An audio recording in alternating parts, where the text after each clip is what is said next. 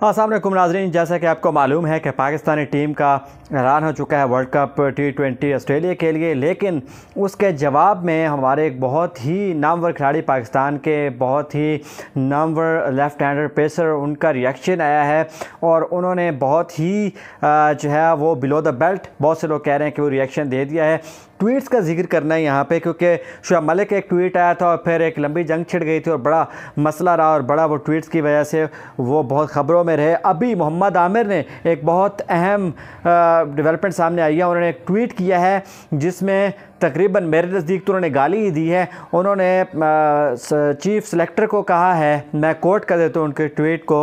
उन्होंने कहा पाकिस्तानी टीम की सिलेक्शन के बाद T20 वर्ल्ड कप की सिलेक्शन पर उन्होंने तबसरा करते हुए ट्विटर पर मोहम्मद आमिर ने कहा है कि चीफ सेलेक्टर की चीप सिलेक्शन। मोहम्मद आमिर का ये ट्वीट थोड़ी ही देर बाद जब पाकिस्तानी टीम का स्क्वाड 15 रुकनी अनाउंस हुआ और फिर रिज़र्व भी उसमें जो लोग शामिल थे आपने देख लिए, उसका मैं इस वीडियो में भी जिक्र कर दूंगा ताकि एक बार फिर दोहरा दूं। लेकिन उस पर रद्द-ए-अमल जो ज़ाहिर किया उन्होंने बेसिकली तो चीप जो है वो पाकिस्तान क्रिकेट बोर्ड की मैनेजमेंट को कहना चाहा है। आपको मालूम है कि उनके ताल्लुकात कोई ज़्यादा अच्छे नहीं हैं। वो 2020 में रिटायरमेंट भी इसी वजह से ले चुके हैं, उनका कहना है।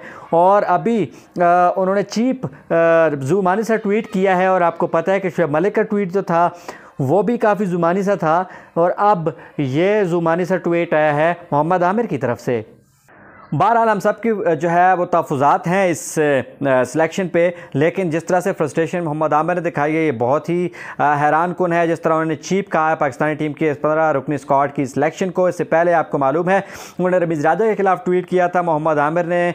जब मोहम्मद आमिर ने ये बात लिखी थी रमीज़ राजा के जवाब में, जब रमीज़ राजा कहते थे कि वो सैलरी नहीं लेंगे, तो उन्होंने कहा था कि जहाँ तक मुझे मालूम है, मोहम्मद आमिर ने लिखा था वहाँ जहाँ तक मुझे मालूम है कि सैलरी जो है वो मंथली तो उस तरह से नहीं होती, पूरी पर्क्स एंड प्रिविलेजेस होती हैं जो कि एंजॉय करता है एक चेयरमैन पीसीबी। असल में उनके कहने का मकसद ये था कि रमीज़ राजा एक ढोंग रचा रहे हैं और वो उनको एक्सपोज करना चाह रहे थे। इससे पहले उन्होंने फिर बयान दिया था कि अगर रमीज़ राजा जो है वो रिज़ाइन कर दे तो वो क्रिकेट में वापस आ सकते हैं। उन्होंने कहा था कि जैसे ही रमीज़ राजा जाएंगे तो अपनी दस्तयाबी जो है वो जाहिर कर देंगे पाकिस्तान क्रिकेट के लिए और अपनी खिदमत सर अंजाम देंगे। उन्होंने कहा था कि जिस तरह के ख्यालात रमीज़ राजा मेरे हवाले से रखते हैं, तो उन्होंने कहा था कि ये कोई अक्लमंदी नहीं होगी कि मैं अपनी रिटायरमेंट ख़त्म करने का ऐलान करूं। तो उनके पहले ही काफ़ी जो टेंशन है उनके और पीसीबी के माबैन ताल्लुकात में, और अब उन्होंने जो रिएक्शन दिया है मोहम्मद आमिर ने उस पर बहुत से लोग बड़ा मिक्स सा रवैया आ रहा है। यहाँ मैंने देखा है कि उनकी ट्वीट के जवाब में जब मैंने ट्विटर लाइन उनकी देखी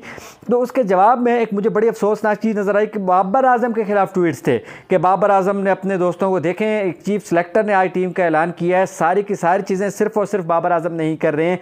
इस चीज़ से उनकी जो परफॉर्मेंस है उस पर भी असर पड़ रहा है, जितनी ज़्यादा तनकीद उन पर की जा रही है। बहरहाल मोहम्मद वसीम ने यह भी कह दिया अब कि रिजवान और बाबर की जो ओपनिंग की जोड़ी है उसको हम ब्रेक नहीं कर सकते और जिन लोगों को नहीं अच्छा लग रहा वो बर्दाश्त करेंगे, क्योंकि पाकिस्तान इसी कम्बिनेशन के साथ जाने वाला है। अब फ़ख्र नहीं होंगे, शायद शान मसूद उनकी जगह वर्ल्ड डाउन पे ले लें, लेकिन देखते हैं कि शान मसूद कितनी स्लोगिंग और उस तरह कर सकते हैं या चीज़ों को लेकर चल सकते हैं या नहीं, यह भी देखना होगा। बहरहाल फ़िलहाल तो मोहम्मद आमिर की बात हो रही है कि मोहम्मद आमिर का ये जो ट्वीट सामने आया है, अब देखते हैं कि बाकी रिएक्शन क्या आता है। डेफिनेटली कोई ना कोई खिलाड़ी इस पर ज़रूर रद्द-ए-अमल ज़ाहिर करेगा कि उन्होंने एक ऐसी बात कर दी है पीसीबी का या रमीज़ राजा का या मोहम्मद वसीम का या इवन आकिब जावेद का शायद इस पर तबसरा आ जाए तो आपको ज़रूर आगाह करेंगे। फ़िलहाल तो मोहम्मद आमिर जो कि आजकल कैरेबियन में अपनी परफॉर्मेंस दिखा रहे हैं इमाद वसीम के साथ, और उनको भी उम्मीद तो नहीं थी लेकिन वो ये चाह रहे हैं कि उनको कहा जाए होता, लेकिन इस वक्त वैसे फ्रैंकली स्पीकिंग मोहम्मद आमिर की जगह भी नहीं बन रही।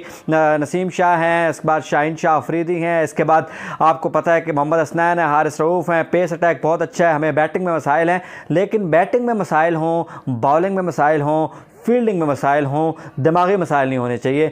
हमने अपने प्लेयर्स को, हम पर भी ये ज़िम्मेदारी आयद होती है कि हमने दिमागी मसाइल से दो चार कर दिया है। एक तो यह है कि पाकिस्तान के खिलाड़ी जब इस तरह ट्विटर पर रिएक्ट करते हैं तो ये पूरी दुनिया में इमेज आता है। जिस तरह शुएब मलिक की चीज़ आपने देखी कि शुएब मलिक का ये जो ट्वीट है वो पूरी दुनिया में उसने सफ़र किया, उर्दू वाला सफ़र, और सफ़र जो इंग्लिश वाला है वो पाकिस्तानी क्रिकेट बोर्ड ने किया, और अब यही हाल इनके ट्वीट के बाद हो रहा है। आपको पूरी दुनिया का मीडिया, पाकिस्तान में तो बहुत कम कवरेज है लेकिन पूरी दुनिया के जो मीडिया है मोहम्मद आमिर बाज़ मुल्कों में ट्रेंड भी कर रहे हैं और उस पर बात कर रहा है कि पाकिस्तान के एक टॉप रैंकिंग और टॉप रेटेड पाकिस्तानी पेसर ने चीप कह दिया सिलेक्टर को भी और उनकी सिलेक्शन को भी। तो ये फ़िलहाल की अपडेट थी जिससे आपको आगाह करना था। अब देखते हैं कि क्या रद्द-ए-अमल आता है, तो आपको इससे भी आगाह रखूँगा। आज पाकिस्तानी टीम का 15 रुकनी टीम का ऐलान हुआ, तो उसमें वापसी हुई है शाहीन शाह अफरीदी की और साथ ही शान मसूद उसमें आ गए हैं। फ़खर ज़मान अनफिट हैं, उनको रिज़र्व में रखा गया है। ये बड़ी तब्दीलियाँ थीं।